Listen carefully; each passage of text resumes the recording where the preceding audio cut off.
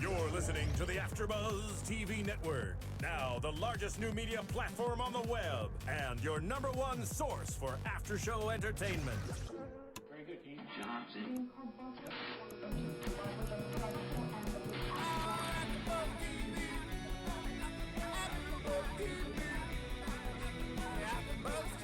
From the AFTERBUZZ Studios in Los Angeles, California, presented by Maria Menounos and Bing.com, and streaming live thanks to Akamai Technologies, this is AFTERBUZZ TV's Mad Men After Show. We'll break down tonight's episode and get you all the latest news and gossip. If you'd like to buzz in on tonight's show, you can buzz us at 424-256-1729. That's 424-256-1729.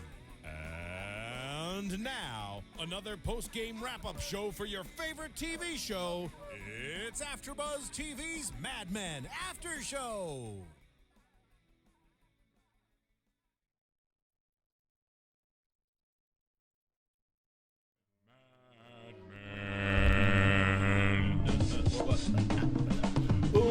Bing is for doing, and we are still doing the Mad Men After Show. Joyously doing. I'm Joe Braswell. We are here. Actually, we're missing two of our folks, as we mentioned last week.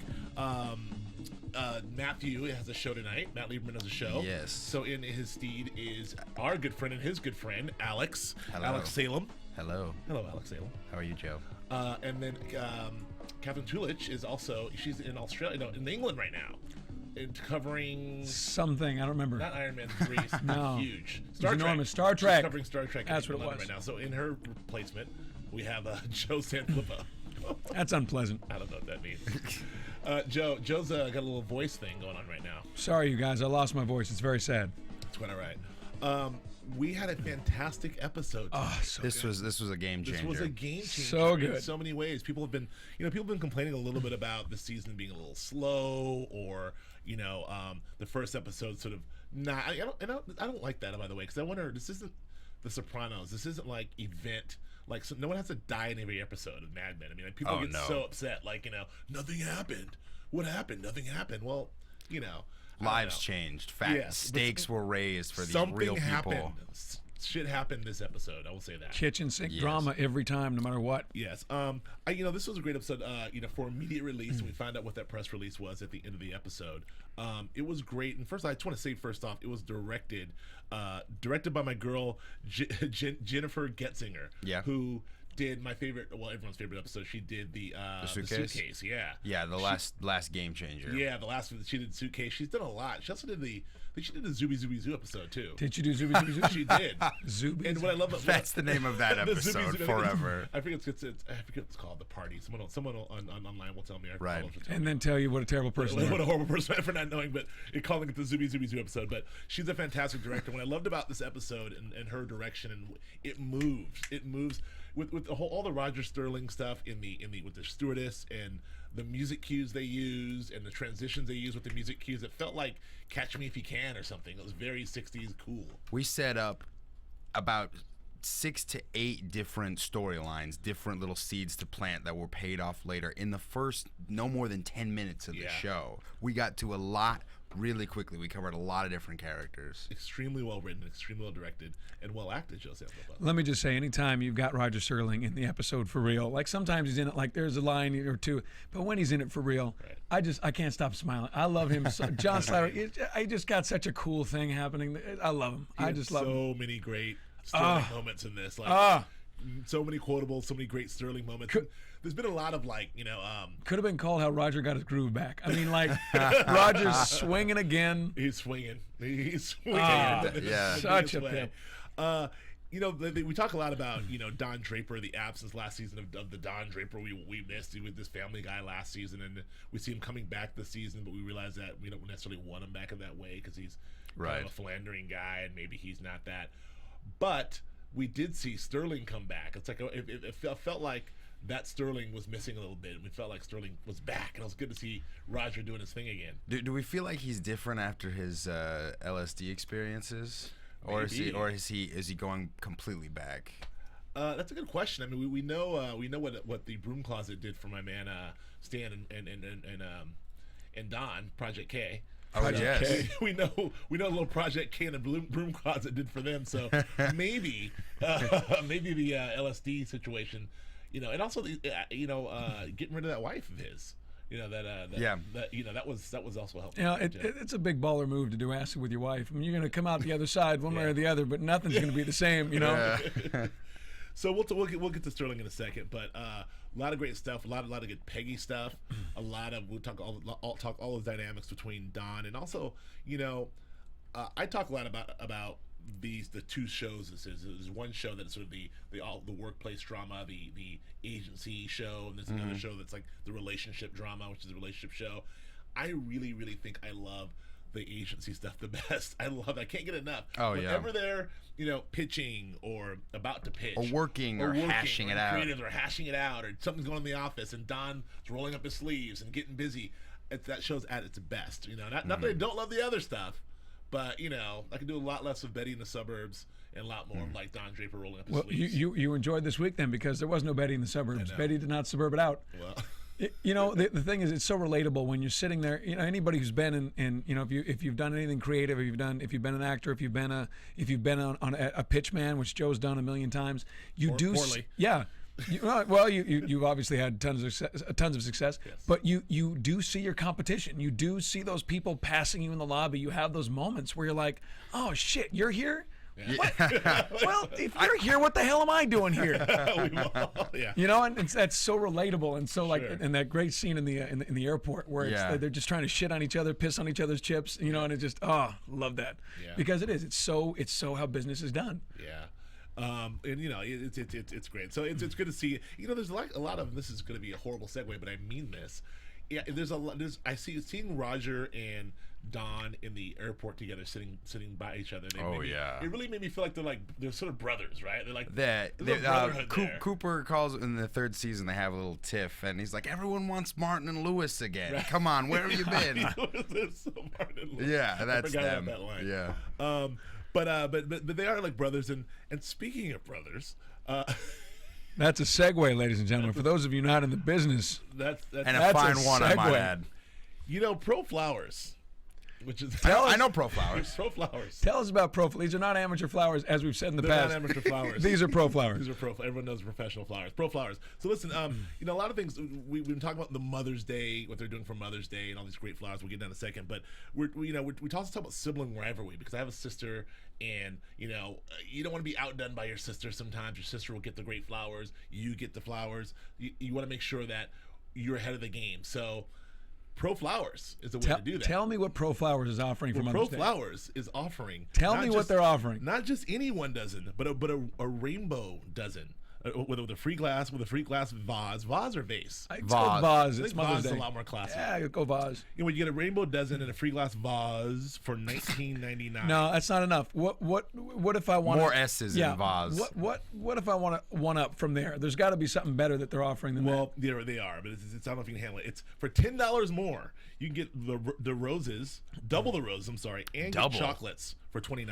Okay, that's a great deal. Okay, because my brother's a punk, and he always does the minimum. So if I go above him, I'll win. Yeah, so I'm sure your brother, being the punk that he is, Mike Sanfelippo, I love that guy. Shout out to Big Mike. Mike will get Peggy the $19.99 deal, but you, of course, will jump up to the $29 because that's minimum. How you roll. Yeah, absolutely. So we're talking about dozen rainbow roses, free glass vase, or double the roses and chocolates for $29.95.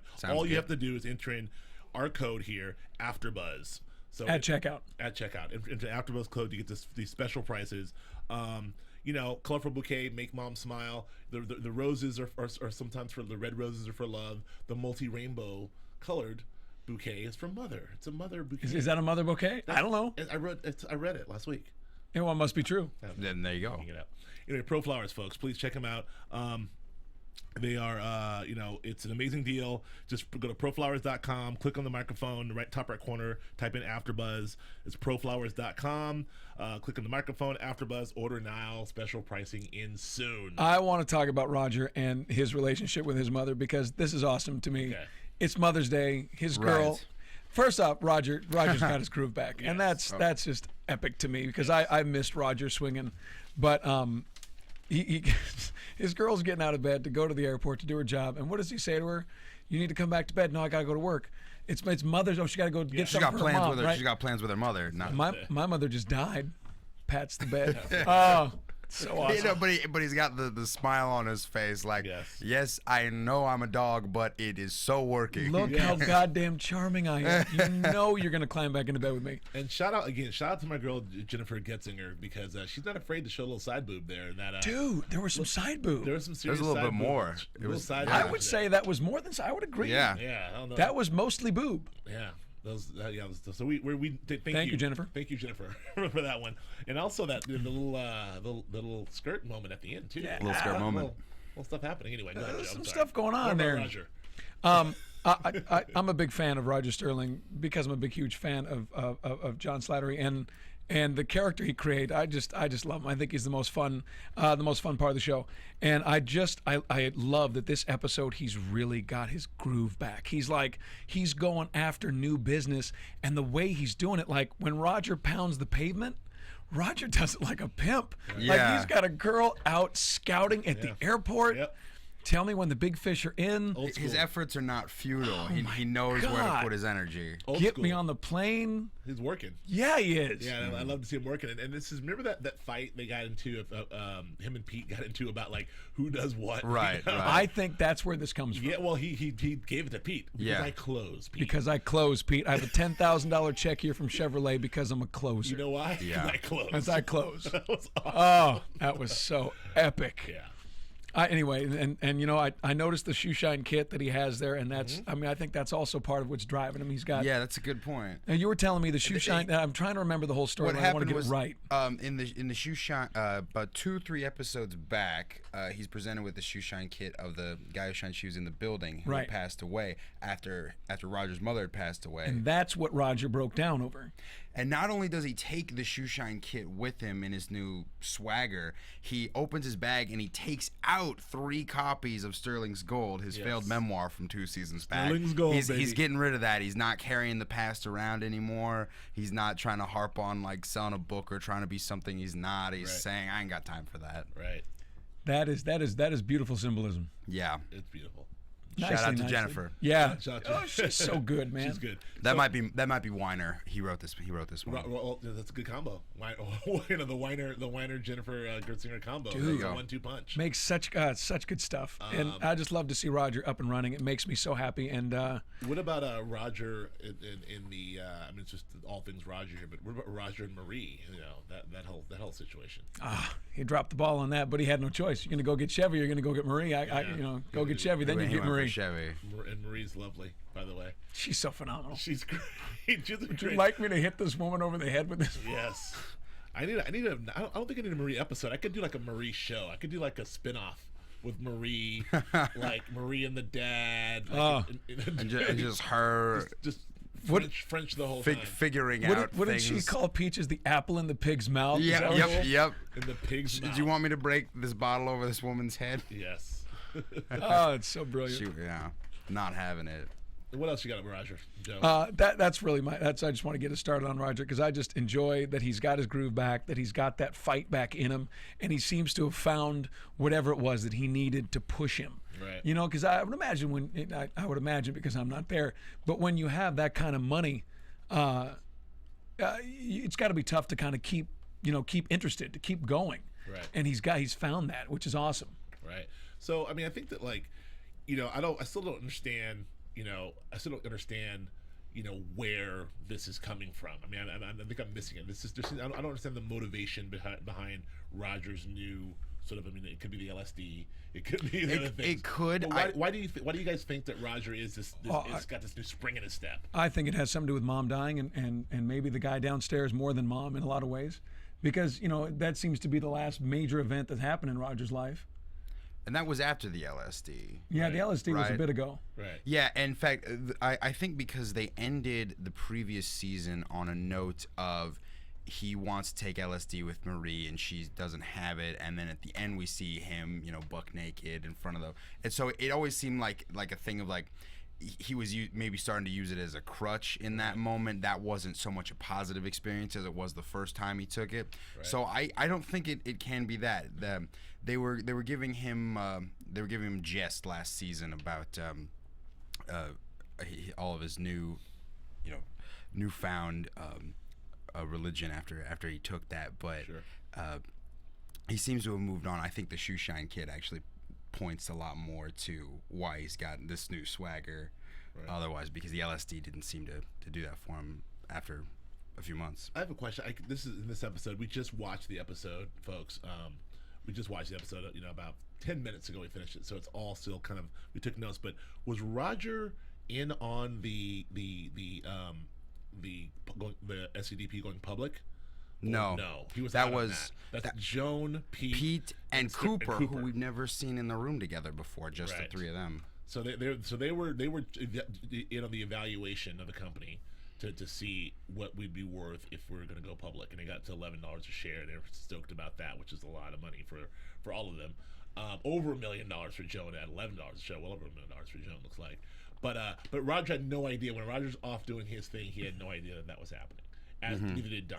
You're done, yeah. Okay. So in that moment when Pete was going ballistic and freaking out, Roger was still. It just makes Roger that much cooler. He was like, "All right, well, whatever. I've got Chevy." He came swinging into the middle of that. I don't think he heard the blow up. He just came into the office, breezed on in once that all had gotten started, and just dropped his Chevy bomb on there. And that's the kind of guy he is, though. He's oblivious and he's happy, but he's not oblivious. He catches most of the stuff, but his attitude and his swing is just so fun. Right. One of the things just to piggyback before we swing over into getting into the CGC. Yeah. But one of the things I noticed about this episode too, in getting into my man Harry Hamlin. Yeah. Who is Cutler, right? Jim Cutler. Jim Cutler. We talked about Harry Hamlin last week. We saw him sort of breezing in here. He's giving a little bit more these last two things. First of all, I love that Harry Hamlin just wears his normal glasses. If you see Harry Hamlin out, those are the glasses he rocks everywhere. And it worked. And it worked in 1968. So he's just like, I already got the glasses, folks. Don't worry about it. But I think he's great. As Jim, I've only seen this much of the guy, and I love him. That's all you need, right? But he seems to be the sort of the flip side of Roger Sterling. He's like the Roger Sterling of CGC. He kind of has that sort of cool, laid back, looking at the girls, talking a little bit, asking about the cologne. They got right into that parallel when the four of them meet in the lobby at Chevy. There's Don and Ted have the same kind of haircut. And Jim Gleason and Roger, they both have the gray hair, but it's all swanky. It was like the Bizarro episode of Seinfeld. Yeah, exactly. They're like facing each other. It's like creative, account. Yeah. And it was really, and it's kind of like new school, old school. It's very great. And what they say, unless this works, I'm against it. I just said the same thing. I just said the same thing. That's a good Cooper. That's a good Cutler. Yeah, thank you. So let's get into Alex. Let's get into the CGC. The lot going on over at CGC. Cutler, Gleason, and Chaw. Chaw, which is spelled CHAOUGH. Yeah. Now I only reiterate this because I had trouble with it myself. I thought his name was Shaw for a year. So did I. And then I thought it was. The more you know, there it is. The more you know. Then I thought it was CH. I was saying there's Shaw. an OU. There's an OU in there. It's. I wonder where it comes from. Well, before you jump into that, I want to thank everyone for listening to us and downloading us on iTunes and commenting. We got some great comments, and we got a couple much deserved flack on something that happened. There was last some week. flack, and the flack is my fault. I said that Harry Crane had a black girlfriend several seasons ago, and I did not have that correct. It was not Harry Crane. It was Paul Kinsey. Everyone knows that. Everyone knows that, except for us at the panel, because we said nothing. Aren't you listening? God, idiot! So we do these shows right after we watch them. We don't take 2 and 3 days to break it down because we just don't have that kind of time. And so no excuse. I'm just saying that the way we do it, sometimes there will be mistakes, but hopefully they will be few and far between, and we will do our darndest not to make them. All right. I'm going to do my damnedest. I'm not going to do my darndest. I'm going to do my damnedest. Please do. Yeah. He's gonna bring some Roger Sterling swagger into this now. Get a little salt and pepper in that hair. I think it's all salt, and he pulls it off. Yeah. So thank you all for listening on iTunes. Thank you for downloading us. Thank you for rating us, whether you give us the 5s, because Joe, We love 5s. but we also love every other thing you're saying to us in commenting, and please continue to download. And also, we are still able to now download, stream our shows live on our iPhone and iPad devices, as well as your Android devices. So please feel free to do that as well. You can watch us and stream us live on those devices, and you can check us out on YouTube and check out not just our show, but any of the other 50 plus shows here on AfterBuzz TV. Oh yeah, because we have 20 million plus downloads, and that's it. And thanks for keeping us in the top 3, even though we mess up on names. We're gonna get better. All right, so awesome. CGC, go. I would like to talk about Mr. Ted Shaw Yes. himself, because he is now a very prominent figure, and as we're moving forward, and he has been so finicky. He's been one of those like snake oil salesman kind of guys It's hard from to the get a read beginning. on him, though. He was set up as a very nice foil antagonist to Don in season 4, but now he even has a moment in this episode where he says, "Don't say I'm nice. I hate it when people say I'm nice." Right.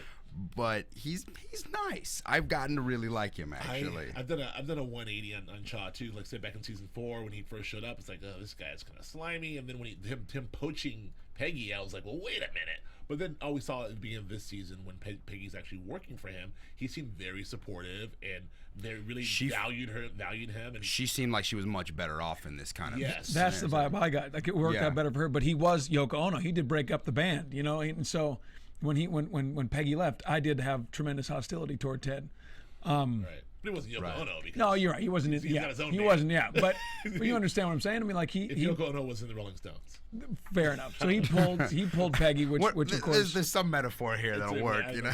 they're not all winners. Competing bands, they're not all winners. No. So but he pulled Peggy, which to me made him public enemy number 1. So I think a lot of my point of view about Ted had nothing to do with him personally. It was about his role. Right. Like you pulled Peggy, so you know I can't love your character because you pulled Peggy and you're against Don. And I love Don despite him, and I miss Peggy. Yep. This episode we get into. Go ahead. Say it, Phil. Well, I was going to say, furthermore, just what happened with Project K. You know, Oh, that was yeah. his whole doing. You know, right. and he said, you know, well, hey, he made the mistake of assuming that you're a friend. That's right. Yeah. That's right. He was he went in for the kill. He did. He knows how to go for it. But I think that I'm liking him because in their environment at CGC with Peggy, he treats Peggy with respect. He treats her exactly how she deserves to be treated. He recognized her creative. Not that Don didn't, because obviously Don groomed Peggy and treated her well. Right. There was a lot of time where it was kind of like Peggy The felt suitcase. like the suitcase. It all came to a head. It all came to head. The suitcase. Don, he's too Don about everything. Yeah. This episode, we see Ted affected by his partner, Frank Gleason, and the news of him having cancer. Yeah. And immediately, Frank is all worried about the business, and Ted says, would you hold on a second? You're talking about life and death here. There's more important things than work. I really got on Ted's side. There's a couple episodes back where Peggy is frantic. She's trying to get something done and can't get a hold of Ted. And he comes in and he's like, yeah, no, I got your messages. I just didn't call you back. My wife says I work too much, apparently. He's very cool. He's trying to put... Well, and that moment with Gleason was actually very nice too, because if there was any doubt of what kind of guy Chaw was, that was a moment where we'd be revealed that he was this really snake or this real asshole, but he was very concerned about his partner. He was like, forget the business. Yeah. Forget it. Like, so that was the point of the scene. I mean, that was why they put it in, to give you that sympathy for him, so that you can, because we're it's a velvet glove there. Obviously, we're going to do this merger eventually. You saw that coming a whole scene before. I saw the merger coming a mile away. However, but at that moment, that scene was to help set up the merger too, because frankly, if God forbid, Gleason does kick the can, then basically CGC's pancreatic cancer in 1968. Gleason's going to kick the can. He's not going the distance. Thank you for your optimism, Joseph. I'm just saying. Well, I thought in that moment they were talking about needing a partner or someone to buy him out. I thought they were going to ask Peggy, or maybe like that was some. Right. But they're doing a whole game changer on everything. Right. I think what the not just setting up the merger as a possibility, it puts Chaw in a different frame of mind. It gave him some perspective on life, so that when he runs into Don in Detroit later at that bar, which is the penultimate sequence of the episode here, this awesome meeting of the minds moment, he's such in this place already to say, well, screw it. I mean, if we're dead in the water, let's try something new here. I love the way that whole scene unfolded. Yeah. In the moment of like, you know, Don was back. He's Don. He's very confident as he was. And when Chaw was like, "Ugh, you're here. This is, you know, this is the end. This is it. It's over." And Don's like, "No, man. I'm this is great. I'm not you're good. I got my pitch. I got this." But then the moment when Chaw starts to break it down, you see Don's face You see going it drop like, in, and he says, "Damn it." Yeah, damn it. Because that's what I said. Damn it. I said, damn it. I walked in. Oh my God. Is that what he said when he walked in? Was it damn it? He's a so We were worried it was going to be a maybe some snidely move. Aha! You told me your idea. Now I'll take it. But in that, you know, back to my that's my one moment where the outside the workplace and the workplace met, because that was a workplace scene that took place outside the workplace in the bar. But it was great hearing these guys, these two titans, sort of do their pitches to each other, because they were both great pitches. We never seen a pitch in we've maybe seen a couple in a setting outside of an office or the meeting room, but in the bar with the Titans. Yeah. Oh, like, I gotta stand up for this one. It was the late '60s ad agency rap battle. Yes, it was. Epic rap battles of 1968. Exactly. Ted Chaw versus Don Draper. Should do that. That YouTube video's coming. Who got served? Who won? I don't know. Chevy. Chevy won. No, Chevy got served. SCDPCGC is what won. A lot of hopefully they're going to name. First Yeah. Yes. I want to talk about Peggy and what's going on with her as the events, how this is all going to play into how everything else going on outside of her. I'm sorry. I do one thing. Just on that last bar scene. When after Don gave his pitch, his very eloquent pitch, and he has that just lovely voice, and it's just, every pitch he gives, I go back to Carousel. I'm like, Carousel. He has me at hello. This guy, this Don Draper. But he goes to his eloquent pitch, but he's pitching automobiles this time. When he goes Chevrolet, I'm like, Mercedes-Benz. Oh my God. He's the best pitchman ever. We stay in our cars for so many. Oh God. Okay, go ahead. I'm sorry. No, Peggy is she's with Abe. They're in a new apartment. In a not very nice place. It sounds like. Where exactly? What neighborhood did they head Well, up? he wanted to be someplace where there were more different kinds of people. Isn't that how he put it? I think I think they stayed in the Village. I think in the Village? East Village, because he wanted they're going to move to Upper West Side. I'm sorry. But he didn't want to be there. No. He wanted to be more in it. He wanted more diversity. Is what he said. Right. So they're right in the middle. There are, junkies are their neighbors. Yeah. Someone keeps taking a crap on the steps. Stairs. Here's Peggy. She walks in one scene with a nice big shopping bag. She goes to her nice Madison Avenue career lifestyle. Comes home to this. She's feeling very unsatisfied, feeling like there's something missing. And so while Ted is in his new perspective, trying to really get a crack on Chevy, trying to refigure out his life, he has a moment where he kisses her. Yeah, we kind of saw that. There's a little bit of that in last episode in the flood. Yeah. There's a little bit of Chaw.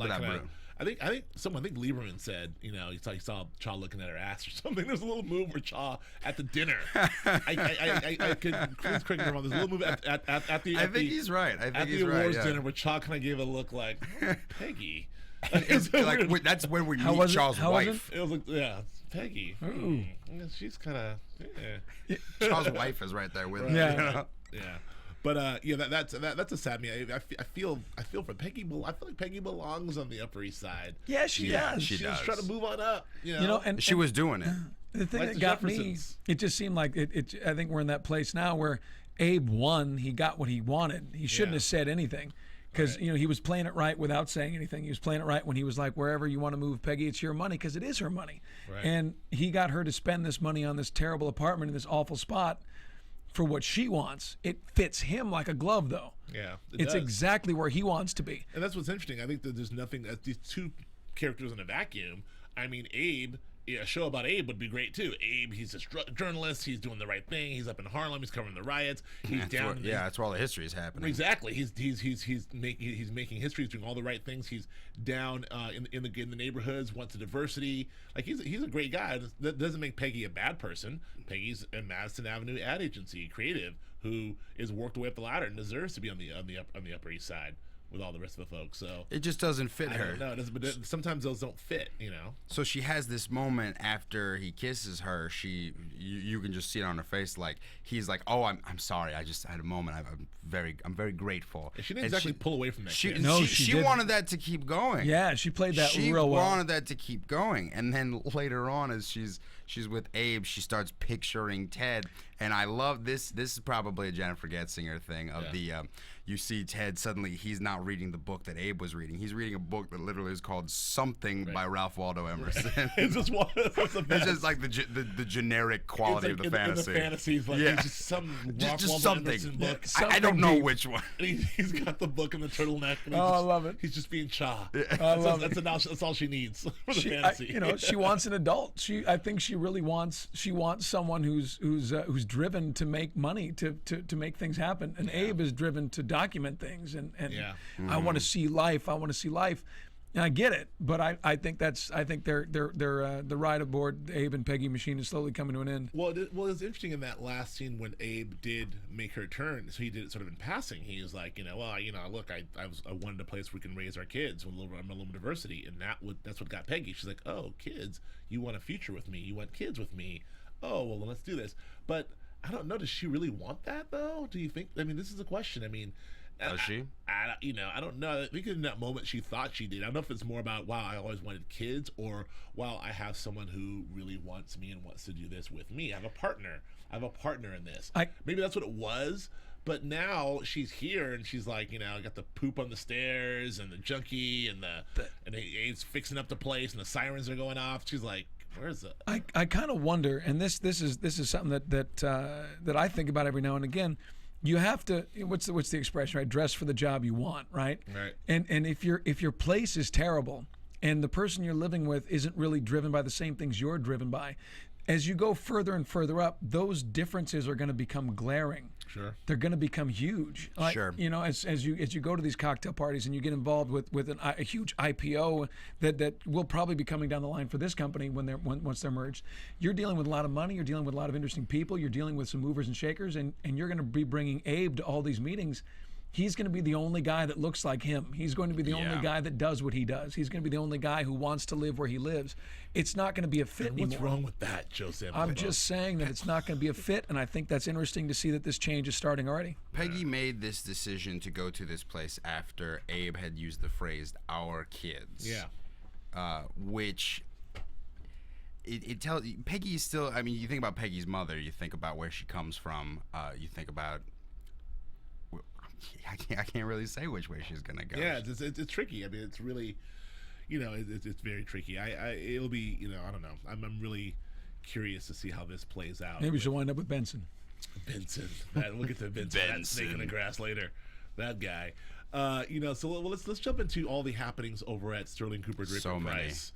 Because there's a lot going on internally there. I mean, the first thing we see is this. The show opens with the meeting in the secret meeting. As we touched on with Campbell and Joan and Cooper. With the evaluation. I can't believe we've ever seen those three. Yeah. I don't think I've ever seen a real conversation between Joan and Pete that followed, or Cooper and Pete later in the episode. Cooper anytime Cooper and Pete talked, it was always very condescending from Cooper. It was never any like, you're a great guy. That was never a thing. A lot of booze going on there. Joan had a couple drinks in her. She did. Yeah, she had her hair down, which is she did, which is very rare, and she's looking very lovely. It was clearly later at night. Yeah. It's clearly later at night. Yeah, Pete had some cocktails too. He's a little, hey, Johnny. How you doing? You want another one? he went for it, like, I think in his third line after that. And she was like, Pete. Pete. And he's like, shut it down. We'll move on. So that's very interesting. So they're getting evaluated here, and it looks like they're about to go public, which is very exciting. But unbeknownst to those three, a few things happen. First of which, Don goes out to dinner with our with our guy. Per Rogers setting up and yeah, with Jaguar. It was supposed to be fine. It's supposed to be fine, but I think Don had. I think everyone had enough of that dinner, including me, especially Marie. Oh Marie my had God. enough. Marie was hilarious. Don had enough, but Jaguar was not worth it. And that was. Don really sort of got to really be Don Draper in the best way and had some great zingers. Yeah. Oh, you know, he had to have the flip to the flop there. You know, what did he say? I love puppies. Like when Don said, "I love puppies," I love puppies. I was like, you might as well have been, "I'm a whore." He might as well have just said straight up, "I'm a prostitute," because it sounded so dirty in his mouth when he said it. Yeah, but he did felt like he sent him on his way with the. He had him buy him dinner one more time. Last time. And the way he took charge this back to your account. Right? How do you say Chris Fawcett? Chris Fawcett writes it down. Right. That's the name of the guy who'll be handing your account. That was such a pimp move. Yeah. It's like, you know what? Forget you. I don't need you. I'm moving on. So that happens, and then so we go back. So we see Sterling going on his liaisons, not only with the stewardess, but then we see why he's with the stewardess. He's out doing his thing at the his crazy airport. JFK rendezvous with his she's spotting Catch for him. Me If You Can. Yeah, so that's happening. It was which is iconic. great. It was a good seeing them there. But what the key here is though, we see Pete at the old brothel, at the old whorehouse, The hippie whorehouse, and he sees his father-in-law with a woman of color. You know, A woman of the night and a woman of color. Cosgrove, how did Cosgrove put it? He said, "Don't worry about it." Then he tells a story about his science teacher, right? This is mutually, you don't have anything to worry about. Mutually assured destruction. Yeah. Calling it back to the bomb. Cosgrove had that wrong. He had so wrong. So wrong. Well, I thought he was right. You know, I thought so I was too. with him. I'm Yeah. like, yeah, Cosgrove. Thought it- tell him. But not Tom. Not Tom, not Pete's father-in-law. No. Tom was pushing the button. Tom pulled He a said- $9 million pull. Season 1, Tom said to Pete, like, that's my little girl. Yep. She's a princess. That he laid it down there. So I can't say I was surprised when he pushed Right. the button, but I was like, that's. He launched the missiles. But you know what? As of right now, Pete did possibly the worst move he could have done and tried to then tell Trudy, well, I saw him at a whorehouse, and that's what caused this whole thing. Yeah. She's not gonna believe that. She doesn't want to hear that. She's not. I mean, who knows what will happen? But Poor Pete Campbell, though. This is a reoccurring theme with Campbell, where he gets a bit of information, like he did about Don. Remember early on? when he learned about Don, Dick with Whitman. Dick Whitman. And he was just waiting. He just couldn't wait to tell Cooper about Dick Whitman. he just got called. And it No was way. kinda like, That stuff has worked for Pete though. That got remember when Don covered his stake in the company. Remember when everybody had to put up, was it 25 grand? And 50. Pete, 50 was it 50? And Pete Yeah. didn't have it. Don covered him. yeah, but So I mean that particular secret worked out pretty damn well for him. But my point is, Pete has done a lot of having these secrets, and then I'll just have to tell you, and it never really works out for the poor guy. Like even in this instance, Trudy's like, do you think Trudy bought it? Does it matter? I think so. I think it's going to create just as many problems for Dad as Dad has created for Pete. And let's be real. Here's my thing. You and I both screwed up, right? That's from Pete's point of view. It was supposed to stay that way. And you punched me in the dick. Yeah. Like, that is not cool, man. Right. We both screwed up. We acknowledged each other. We're not supposed to bring this up. Yeah. We're supposed to sit there at Christmas and pretend this shit did not happen. Yeah. And you just kicked me in that. No, man. Yeah. Not okay. Yeah, I agree. So at that point, what do you got to lose? If Dad's already pulled his business, your wife, you know what? He pulled his business at the back at the hippie whorehouse, but Oh. bad. No, you got nothing to lose, man. If you got to give a guy a reason to get to not shoot you, you know, and Dad didn't do that for him. He gave him no reason to continue. Well, and then plus that marriage is over, by the way, because Trudy, like, yeah. when Pete snuck in the bed, and she's like, it was almost like I was waiting for Trudy to call him another name, like, oh, Ricky. Yeah, I thought Yeah, that I was kinda gonna thought so, He was so happen, like too. happy, like, oh, this is great. Wait, it's Pete? Get out of here. Oh, next weekend. I said next It was weekend. great. I was You like, will wait your turn. who's creeping into bed with Trudy? She was like, why was it? Yeah, that marriage is over. Yeah. Much to my chagrin, because I love me some Some Allison Brie. Oh, my yeah, God. well, But we all hopefully do. she manages to hang around a little longer. Maybe she'll join the new agency somehow. I don't know. Yeah. Well, they're Let's see her they're certainly not getting Vic's Chemical back. Yes, and that's exactly, long Vic's gone. Chemical's gone. And that was the great you were talking about earlier about those moments of seeing your competition at the meeting, and they did the cough drop thing. Oh, does somebody have a cough drop? Because Draper doesn't. Now that's the worst feeling in the world. Yeah, That's Sterling, when they know. What are they laughing at? So what, What don't I know? So that's okay. I got him lose her luggage. Exactly. Look over there like Roger Sterling, John Slattery. it was crazy. Oh, so smooth. So we have the going public. So Don gets rid of Jaguar, comes back very proud of it. Pete gets the news and goes ballistic. Loses his effing mind. Loses his mind because he's got all this. He's got the money. He knows about what kind of money we're talking about going public. He knows that was his life. He hung his life on something exactly. like that. This is kind of what he's fought for. Even he took all that shit from the father-in-law. He's done this. He took all that shit from Don, and now he's finally arrived. He's finally going to get his. He can maybe save his marriage. You know. Yeah. And there's How do Don. you say it to Trudy? You picked a heck of a time to give up on me because I got big things coming. I got big things. It was almost like his hands were almost behind his back. Yeah. That's all right. He was laying in bed. This is how I do it. Big thing. Big, you don't have to. Yeah, you don't have to be with me if you want. No. So he was very pissed, and he really gave Don the riot act, public riot act, with the whole office fell down the stairs with the whole office watching. That was really awesome. funny. Which was Just awesome. Just a little pratfall in the middle. Awesome comic moment. I would love to find out if that was scripted or not. I'd love to know. That's a Jennifer. It was well directed Singer. either way. Exactly. Yeah. So, but anyway, so that led to the big confrontation in the office, which is one of the great Mad Men scenes when you have Pete losing his mind, as he often does with Don, and this constant back and forth with Don, like, it's always you, Don. You're doing this, Don, and you kind of feel like, well, Don's doing his thing. Good for Don. He's doing his thing. Until he goes to Joan, and he's like, Joan, I'll get it because well, first of all, maybe it was a little coincidental, maybe not. Roger just happened to have, taken down the Chevy opportunity at that moment, and you'd think it would work out until Don says, "Don't worry, Joan, I'll win this," and then that was it. It's like, just once I want you to use the word "we." Yeah, well, before that, there's a couple of exchanges there. Don had that line about like, Don't you feel 300 pounds lighter? You feel 300 pounds lighter, or 300 pounds like load off you, something like that. Was it lighter or? Yeah, it was lighter, I think. And Joan said, if I can deal with him, you could. Was that all for nothing? Yeah. And that's the thing is, like, from Joan's point of view, right? You stole second, you stole third, you almost broke your leg stealing third, and then coach goes, you know what, dude, go ahead, we want out of this inning, let's go. Well, she had a bit of the the Pete Campbell's, because she was in the room where Pete said, your share is going to be over $1 million. $1 million in 1968, that's not chump change. It's like $8 million so today. Joan's It's bananas. like, I've arrived. Like, That's all not this shit I've taken is worth it. You like the slide rule. You got the abacus over there, Joe. I'm gonna look it up. I'm curious. That's okay. Don't worry about it. Anyway, so that was an interesting moment. So the question is, Don's out to save the day, and he effectively kind of does.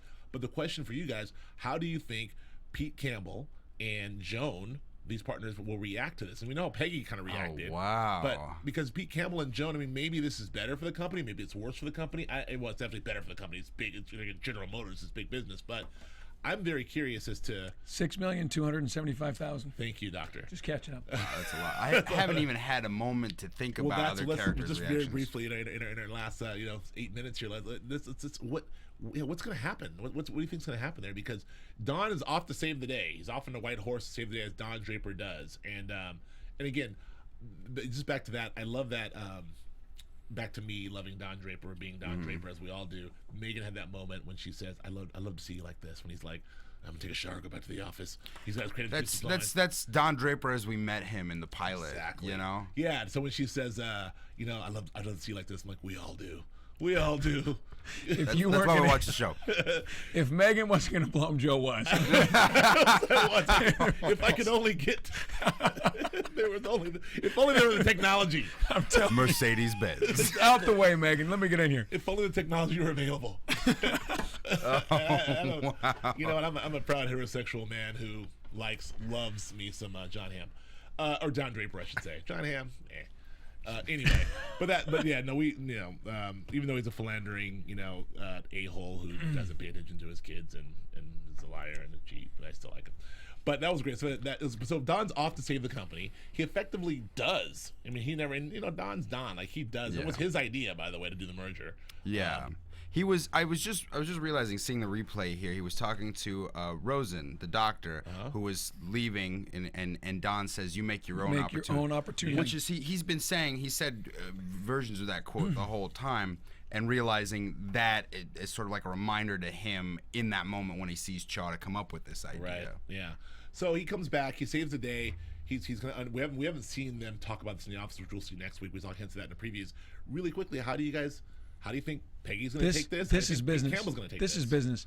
This is business. I'm not Peggy. I'm sorry, Joan. Pete Campbell has just cost the company $9 million in annual billing, right? Because Pete saw his dad at a whorehouse. So Pete's docket, right, off Pete's card, however you want to view it, $9 million of billing just went away. Was it 9? I think they said 9. $9 million. Yeah. But will he own up? Like, will he tell? Well, he knows. Regardless of whatever he says, he knows. So Pete has got to be happier than a pig in shit that anybody's coming in with anything huge like Chevy. I mean, my God, the amount of But billing. he's Don. Yes, and he's Of going course. to be angry about it, But and it's it's going to hurt him. business. And But it's business. Roger. It's Roger bringing in the $10,000 check. It's what would you call him? What you call him from a couple seasons ago? Was it? Pete? No, Roger and Martin Don. Lewis. Martin Yeah. Martin Lewis. and that is what Pete hated in the beginning. Remember when he was just an account manager? He was the young guy saying, "Hey guys, wait up! Right. I want to be an ad man." And too." remember how they shit on him. Remember how they constantly shit on him. Well, So I mean that's rough. Yeah. He's got all that coming back. Alex, how do you think Joan's going to react? Oh, I don't know. I've never heard her take on Ted Shaw much before, but she's not happy with Don at all. She's not happy with the thing. If it works out, she'll be better off. But I think spiritually, she feels very wounded. Do you think Don and Joan will ever sort of? It'll take at least a season or so. Well, Okay. and you got to keep in mind this was Joan's contribution. I mean, like everything else has been running the office, but the real contribution as a partner has been Jaguar. Yeah. And Yeah. with that gone, she's essentially back to being. And good for Joan for sticking up to Don. People Absolutely. don't do that in the No, room. people don't do that. Like a partner should. Good shout out to her for doing that. And last but not least, before we jump into Benson Watch and our catches, we got a hint of Peggy of how she would react. But how do you think Peggy's gonna adjust? Because it feels like she was good to be away from that. This is a mixed emotions. She was really torn about leaving Don, but when she got away from Don, she started was to feel happy. like I'm happy. She was that smile when she beat Don in the catch up. Yep. She's very happy. She's feeling like she's got her groove back, or her groove that never was there, and now she's going back to the clutches of Don. That so scene, is that a good? It's got to be mixed emotions there. And Chaw, who she now respects and now maybe starting to fall in love with, he's his buddy with Don Draper. How's that going to affect? She's got to feel like almost like a prisoner in some aspects. you know what? She can't get away from it. It felt like to me like the scene in Star Wars. I know it's gonna be lame to reference it. Do it. Star Wars Day was yesterday. It felt like Star Wars, where Lando Calrissian leads him into dinner, and I've just made a deal. Yeah. Oh, It sure is. That's a good. Your Billy D is way better than his Billy D. Thank you. That's Thank you. unfair. I can't even fight back. I have no voice. Let me hear that Billy D one They more time. arrived I've just just before you made a did. deal. Oh, that's good. They arrived right before you They did. arrived just before you did. You got a lot of nerve coming back So I here. mean, that's how it felt to me. She goes in the room, and there's Dawn sitting there, and it felt like Vader. both her daddies are in the same room, and it was like, whoa, shoot, which way do I go? Both daddies in the same room. But Don felt like it felt a little evil that he was there. It didn't feel, and at least it did not feel cool. I mean, I know one thing for sure. That's going to be one freaking powerhouse creative agency. 'Cause Darn Chaw's right. no joke, and Peggy's no joke, and Don Draper's no joke, and Sterling's got his groove how, back. how will they get along, Harry though? Hamlin's got the glasses. Like, I you know? remember a couple But Harry Hamlin, what does your character bring? The glasses, mostly Mostly the the glasses. color. A couple episodes back, Don fought with Ginsburg. He sort of ousted him by not bringing in his hit me in the face with a snowball thing. Right. So how are all of these great creative minds going to work together? We saw a little bit of that in the previews. There's a little bit of that in the previews where they kind of like, I mean, we don't, the previews don't tell us jack bone about Jack. Gotta why love, they're great. love the way Why they they're do it. great. It almost felt like it did, but anyway. So just in honor of move on. In honor of our good friend Matthew Lieberman, who's not here, who's doing some righteous comedy right this very Righteous second. comedy. Killing us. We assume it's righteous. We hope. Making everyone laugh. We will do a little Benson watch here. We don't have a Benson watch drop yet, but we'll get one. Benson did make an appearance today. Made a couple of appearances being Bob Benson. The first, we just saw him sort of peek. There he is. Negative K, nothing further. Just see the cabbie in the corner. Benson. That's our Benson watch drop. Thank you, Phil. It's something. No, so the favorite Benson moment was in the whorehouse where he's like, "Can I? What if I wanted to pay for my friend in there? Right? I mean, he's trying to pay What for can I do? Campbell's hooker. Can I pay for you to get your thingy dingy? He's got that blue suit. He's on the ladder. What name did you use? Curious George? Oh, it was awesome. Watch out for Benson, man. I don't know. He brought coffee. At some point, he had 2 cups of coffee. What's Yeah, going on? he's He's leaning the in. shake like. Oh yeah. Well, I don't know, but it's great. He's almost really. He's like a Where's Will when Benson shows up in that blue suit. I love it. Yeah. So little Benson. So we'll see. But other than that, what do we got for catches of the week, Phil? All right, here we go. Hold on one sec. All right, catch of the week, as always, brought to you by Mike August, superfan Mike August, from Superfan Mike Chicago. August. Thank you, Mike August. Okay, so here's what he had to say about The Flood, which is last week's episode. To me, the title episode, The Flood, means millions of tears that were shed when Martin Luther King was assassinated. Oh, I like that one. I think, Yeah. That's a good one. That makes a lot of sense. I like that one. For me, I took it a little more literal with Ginsberg's dad. Yeah, with the dad, that, you know. The Noah's Ark reference. Yeah. Exactly. Speaking of that, Mike also said he found the Noah's Ark references interesting as the animals were paired in twos for the flood, and the entire episode was about people being alone in that time of crisis as a contract. We see Peggy is really alone in her relationship. Don is emotionally disconnected from both Megan and his children, while Pete has his own thing away from his wife, and Ginsberg's father is trying to pair his son. So That makes Yeah. sense. I like that too. I want to Mike argue, but I August. got nothing to say. No, argue. That's what I'm saying. I agree with him. Okay. Yeah. all right. Well, the scene in the movie theater from Planet of the Apes, which we Right. discussed briefly. Yeah. He says, Charlton Heston's character says, "You blew it up," and it was brilliantly used as subtext to represent Dr. King being slain. Oh. So as both he and the Statue of Liberty were both symbolic of peace and justice. Mike freaking August. Wow. Well done, Chicago. He's bringing the That's subtext. I'm also reminded of in this episode when Pete tells Tommy push the button. Just that kind of Yeah. exclamation. Yeah. Well, we're not going. We're still in that Cold War. We're not going on the serious Cold War, but we're coming off of the Cuban Missile Crisis and. Well, it was 1963. That was way earlier. 5 years. The AfterBuzz TV Catch of the Week. There it is. There it is. All right, the last one. Uh-oh. And Sterling and his insurance friend had to do drugs together, right? Right. That guy is halfway to outer space. Right. I'm not sure exactly what that fully means, but it makes me laugh. 3 out of 4 ain't bad, Mike August. What do you got on that one, Flippo? I got nothing. All right, I like that one too. That one. I like the first part, but it's funny to me that guy is halfway to outer space. Yes, that's funny. Anyway. he was a little loopy. No, that was rough. But part of the reason That why guy was delightful. we love Mike August, again, he takes the time to do this for us, and he has brilliant insight. It's just to say that, again, we try to build here a community, which you guys obviously comment as poor Joe learned the hard way. Rough and tumble. Kinsey, Paul. Paul Kinsey. That was Kinsey. That was who he was. I Shaking know. things up. Let's get into some And now, your AfterBuzz TV predictions. Joe Sanfelippo, do you have a prediction for me? I do. I predict that there will have to be some bloodletting in this new company, and that is going to create some drama because there's going to be kind of loaded. It's a big. Well, Yeah. Well, no, they got room. They're a big agency now, so they I'm got just room for saying there's people. going to have to be bloodletting, and there's going to have to be people who are no longer required, and I think there's going to be buyouts offered. I think that that Joan is going to have to find a place, and if she doesn't find a place, they might offer her a buyout, and then she'll have a choice to make. Do you want to get paid out? Do you want to stick around? That's what I see coming. Because I just wonder if you got a lot of overlap. So I think there'll be some partners that are offered buyouts. Okay. I agree. I wonder what this is going to mean for Ken Cosgrove and Pete Campbell. You'd think they can't really get rid of Harry Crane. He's not happy about not being a partner, but television brings in too much money. Yeah, exactly.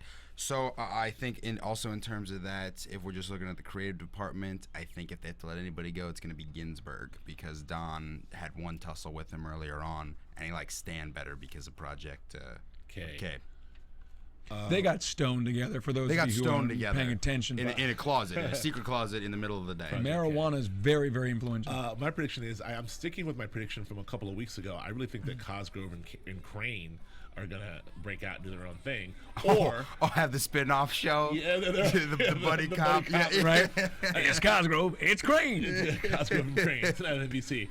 I think that, or something's gonna happen with that, or maybe they'll give Crane a giant division because the agency's larger now. So maybe they'll give Crane his own division, like a big division, probably. And maybe then he'll go out with a black girl and I'll be fine. Yes. And I'll have never been wrong. But I do think something's going to go down with Joan. Joan's a partner now. I don't know if she's going to be a partner in this new giant agency. So we'll see how that shakes out. Wow. That's all we got. Thank you very much for listening to us. Thanks for downloading us. Thanks for doing all of the ways you do, things you do to listen to us. And we will see you next week. Oh, no, we won't. Joe, where can we find you? You can find me at Joe Flippo on the Twitters. And here with Joe Braz, we also do the Bates Motel, and we did the Following in the Americans, but we won't be doing them until January. That's right. Yes. Where can we find you, sir? On Twitter at @TheAlexSalem. You can find me on Twitter at Joe K. Braswell. And also on Grantland.com. I've a couple more pieces just went up. And where else? Oh, yeah, Bates Motel with Joe Flippo. That's it. Thank you very much. From Bing.com, executive producers Maria Menounos, Kevin Undergaro, Phil Svitek, and the entire AfterBuzz TV staff, we would like to thank you for listening to the AfterBuzz TV network. To watch or listen to other after shows and post comments or questions, be sure to visit AfterBuzzTV.com. I'm Sir Richard Wentworth, and this has been a presentation of AfterBuzz TV. Buzz you later. The views expressed herein are those of the hosts only and do not necessarily reflect the views of AfterBuzz TV or its owners or principals.